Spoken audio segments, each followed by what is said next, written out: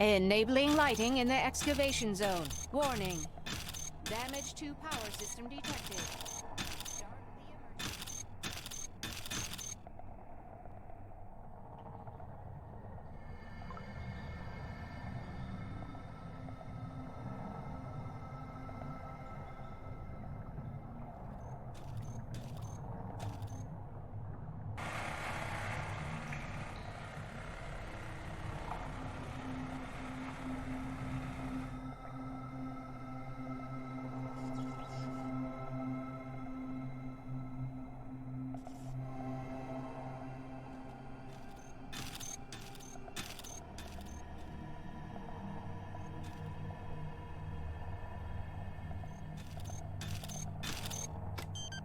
Lighting enabled. Have a nice day, employee.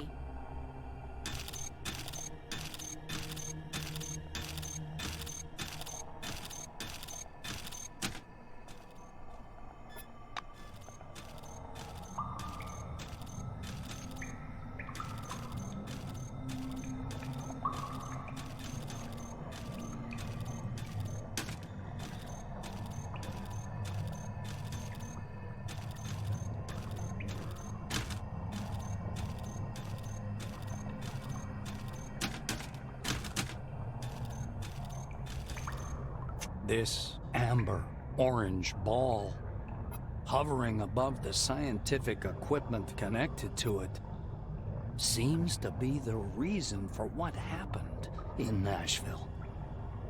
You can feel the waves of anomalous radiation emanating from it with your whole body. A pleasant tingling rolls through your skin, and each wave fills your head for a mere moment with strange, rapidly fading images. Without taking your eyes off the sphere, you move closer.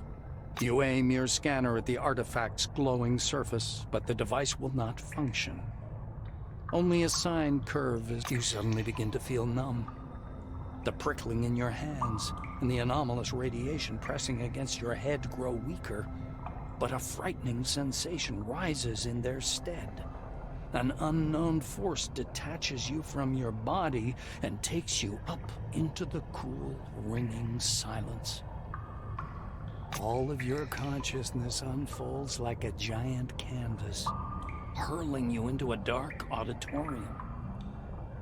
You see the maelstrom swirling over Nashville. Pulling you from the crumbling walls of the base, it lifts your mind above the world. It covers the lands of the dome like a gigantic spot, in the swirling shadow of which the lights of human consciousness flicker. Some of them fade away, barely in contact with the maelstrom. Others grow dimmer and blink painfully. Some glow with a strange, cold light. Gaining strength, the maelstrom, rushing westward, comes crashing down onto the southern lands of the dome, leaving behind hundreds of fluttering and slowly fading lights. After sweeping out Concord and Spire Station, the maelstrom finally calms down.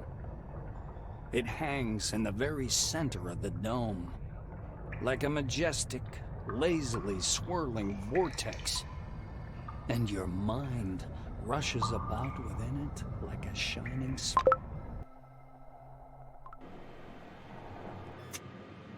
It takes you some time to realize that you're wandering through a fog. Eventually, the dull, white nothingness begins to dissipate, slowly returning you to reality. A noise fills your ears, a rumble resembling the sound of waves rolling ashore. You step carefully through the white haze. Fragile bits of rock crackle under your feet. Vague shadows appear from the mist over your head. Breached concrete plate bristling with exposed armature. the dusty drill of an earth mover lying on its side. Yellowed documents, boxes, crushed steel closets that tumbled down through gaps. The space beneath your feet resembles thick but perfectly transparent ice. A vortex of clouds spins slowly below, the lights still flickering.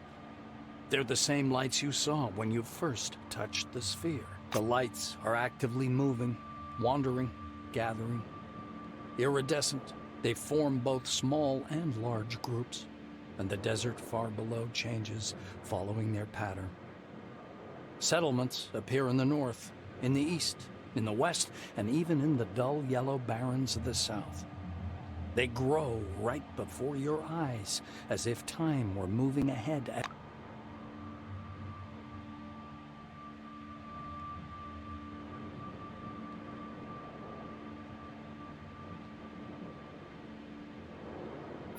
What a curious specimen of older technology.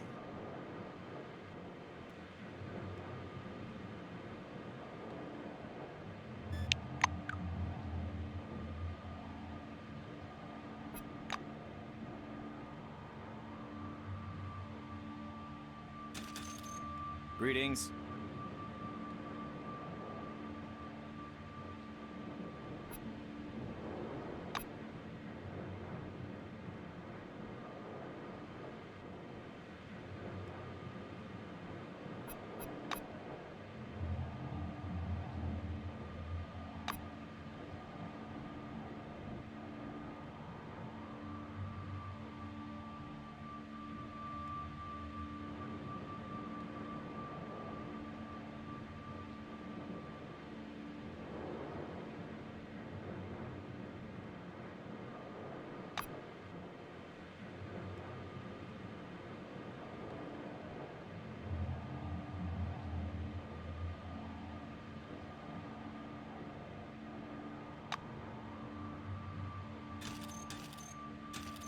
Clara is surrounded with white light and mist, her hands clasped in prayer.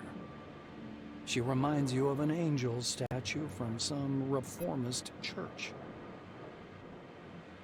Seeing you, her expression changes. She crosses herself, mumbling under her breath. She nods timidly. Yes, I see. This, both you and this mist, it's all in my head. She steps towards you and kneels. I must repent.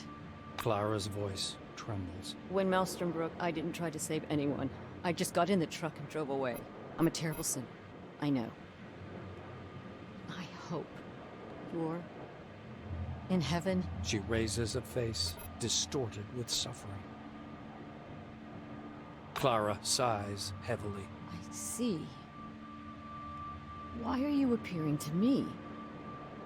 Her voice suddenly becomes deep and thick. She drawls as if her words were being played from a corrupted tape. Clara's face alters subtly, as if it had turned to stone. Abbott is very kind to me, but his faith is nothing I could get used to. She says in a dull voice. Howdy.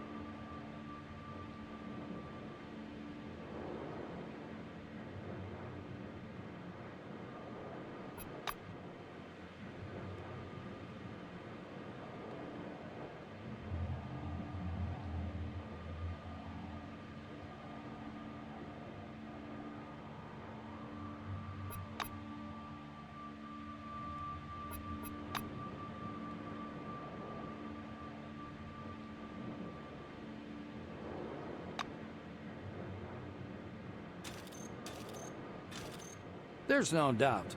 The funny, scruffy old man standing before you is Aaron Melville, the old man from the gas station. He also recognizes you. A smile wrinkles his already wrinkled face. Ah, it's you. Long time no see, sweetheart. Melville examines you closely. Safe and sound, I see. How'd you pull that off? No one survived where you were heading. The only worst place is the center of the dome, where the spire... Well, you know. The old man points vaguely upwards with his crooked finger. You're aware, aren't you? The spire is falling. Now the road's closed. As if folks would want to come here anyway. And here we stay, like crabs in a barrel. He thumps his timber leg on the ground, driving the mist away. Don't think that I'm complaining. My business is on a roll. They come and they go. Melville's face seems to petrify. He speaks slowly, but flounders anyway. The gas station can be crowded nowadays. Everybody needs my gas station. Folks went crazy, I tell you. Fighting over nothing. The old man woefully shakes his head.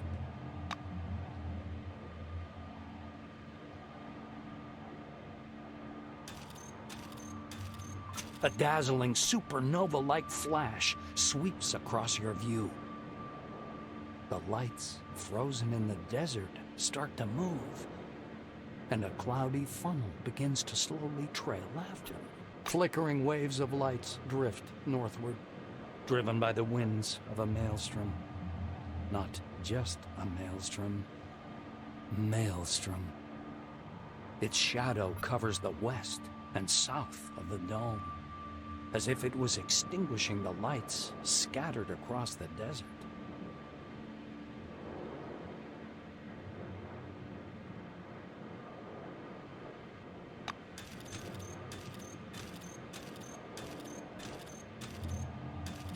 A gray-haired man, arms stiff at his sides, stands squinting short-sightedly into the mist. Kingsley is much shorter in person, and older.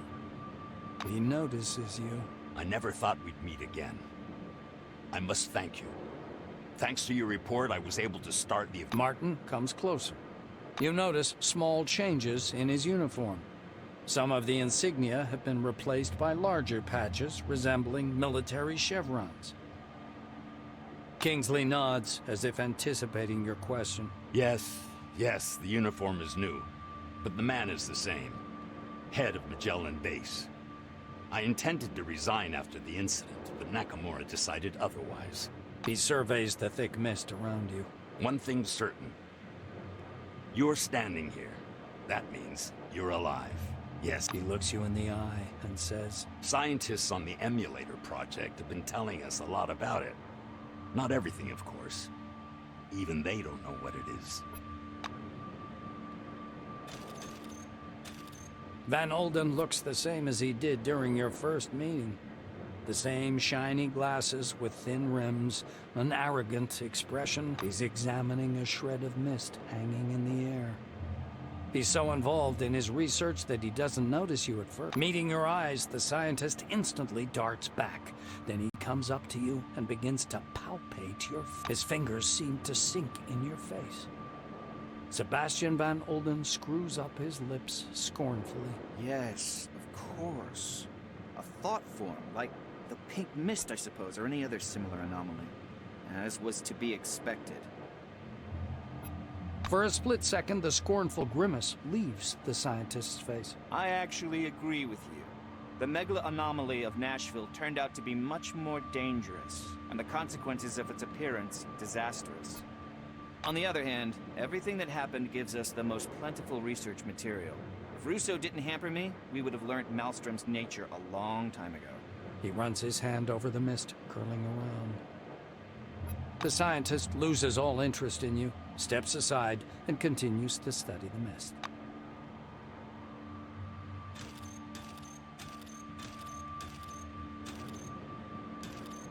You smell quartz and sand tempered in the sun. But as you try to penetrate the dispersing mist, you can't see any desert. The world around, a hall covered with carpets. A golden Cronus logo on the wall among wine-red banners. A power plant. A city filled with lights. Mercenaries, soldiers, armored vehicles moving through the visions fade one after another until only the last remains. The black silhouette of a strange building towering up from the light.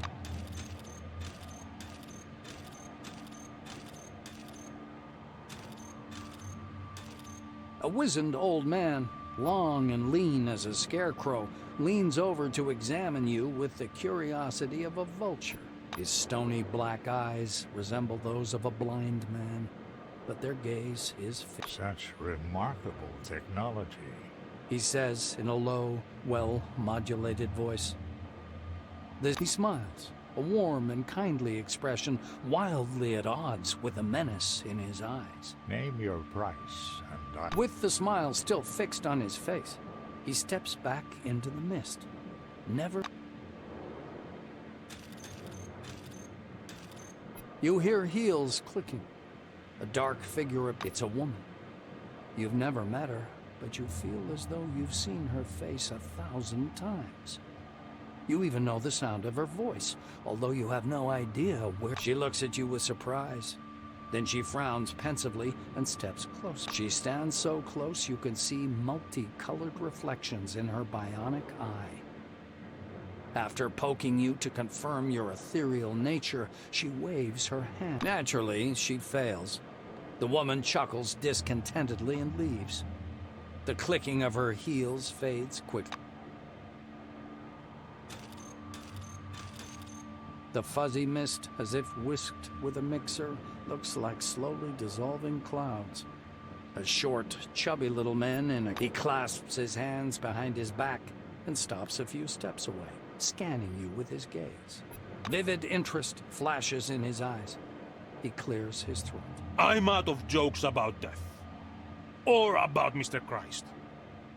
I'm out of jokes about hallucinations. Although hallucinations under the dome aren't any... The man circles you. His glance bounces from your face to your uniform. A pre-war haircut, all-time uniform, clean and pressed. Shoes aren't worn out. Just got them. He recites with enthusiasm. He frees his plump palm and carefully touches you with one finger. You are ethereal, but light-tight. You respond to my movements. You are not using an image that's familiar. He raises himself on tiptoes and fixes his eyes upon your badge. He flings his arms about and leaves without even saying goodbye. The mist seems to slam shut behind his back. The fluctuant white slowly settles. The woman rolls her eyes discontentedly. Are you serious? Tuesday, I tell you. Wednesday, I tell you. Thursday. How come you're the man? You're responsible for me. The nightstand. The top drawer. There they are. Oh, my pills. Just say pills before we go to sleep. Is that... The man nods automatically, lost in... The woman clasps her hands in front of her chest. She's boiling with frustration. I can't depend on you, can I?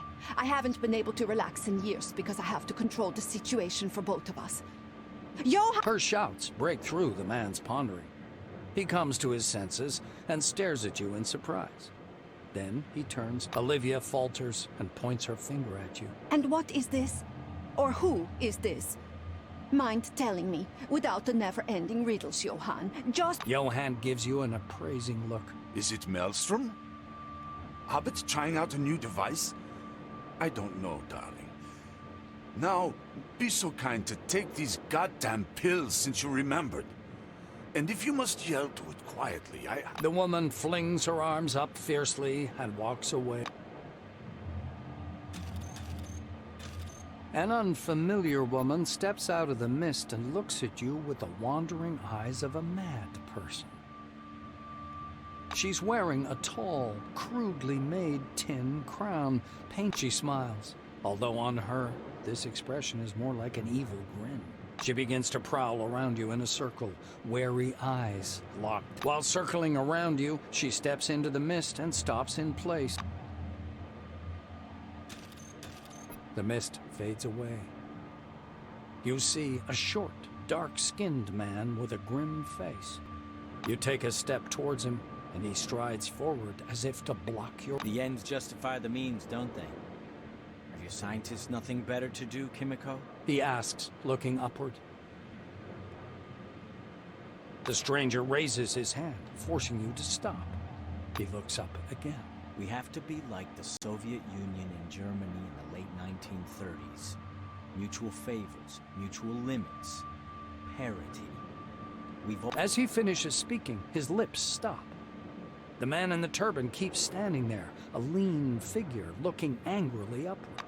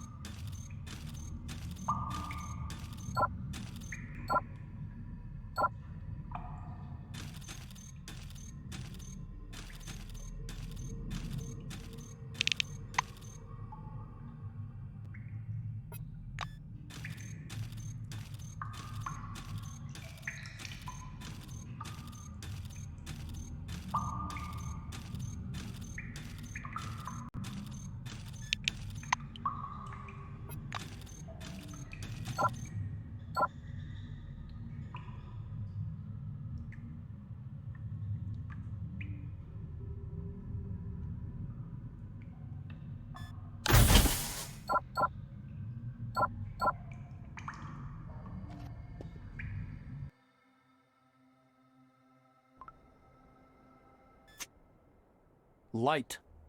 Bright light. You shield your face with your hand. After the darkness of the cave, it feels like broken glass rubbed into your eyes. You slowly spread your fingers. At first, you can't see anything, only a blind whiteness. Gradually, the pulsating light resolves into the outlines of a red rock and a tall white... The screen on your Kairos blinks. The system reports an error while trying to update the built-in atlas. When the maps reload, the icons are gone. Only a single marker indicating your location remains. Well, you're still near Nashville, at least judging by the coordinates.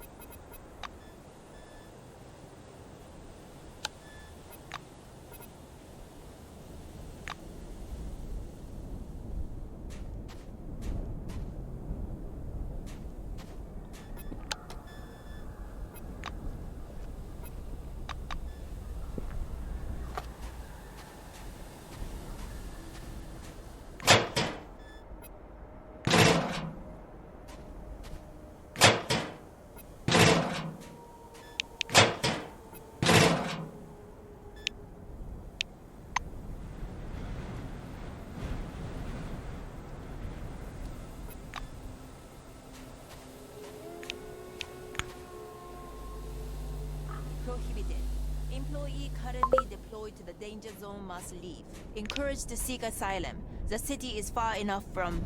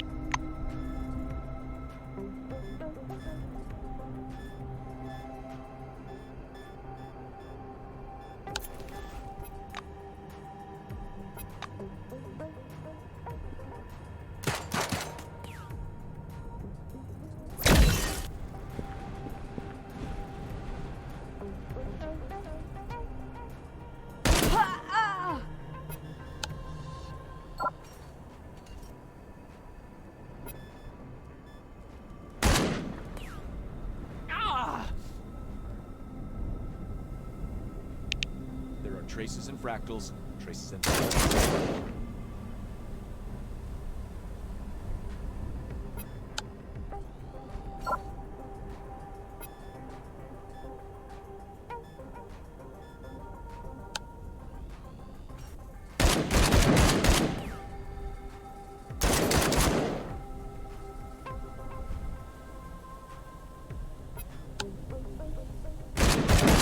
Someone from the outside. Some outsider.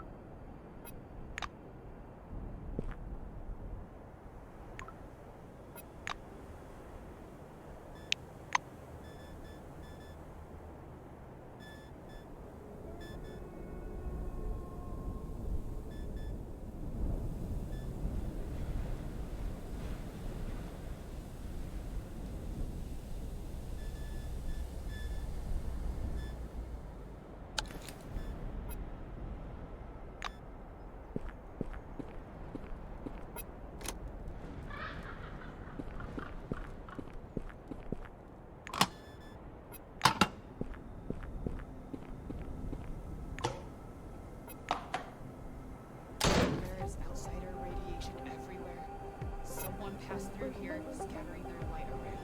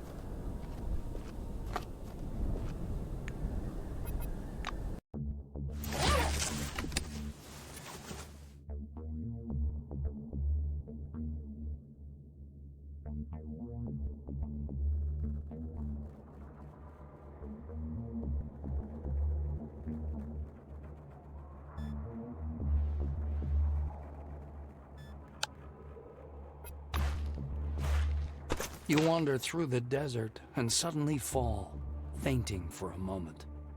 A quiet hum, like that of a huge bell, fills your head.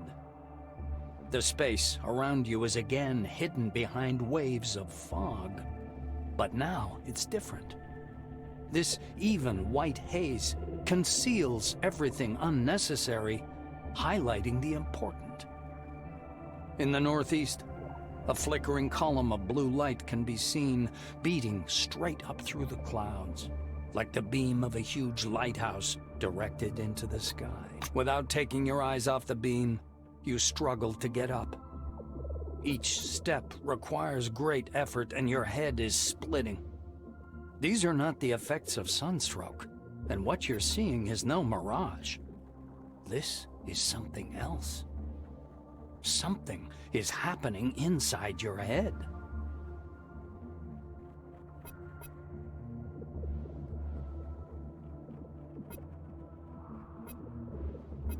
Even if it's worse than sunstroke, it won't stop you. Your body is capable of dealing with greater ills than that. You get to your feet with a jerk. It's time to keep going. The headache and hum soon pass. All that remains is a slowly dissipating fog in the blue glow. You've seen this fading glow before, but from a different angle. The explosion that flashed through the clouds pushed apart by Maelstrom. This strange beam of light is what remains.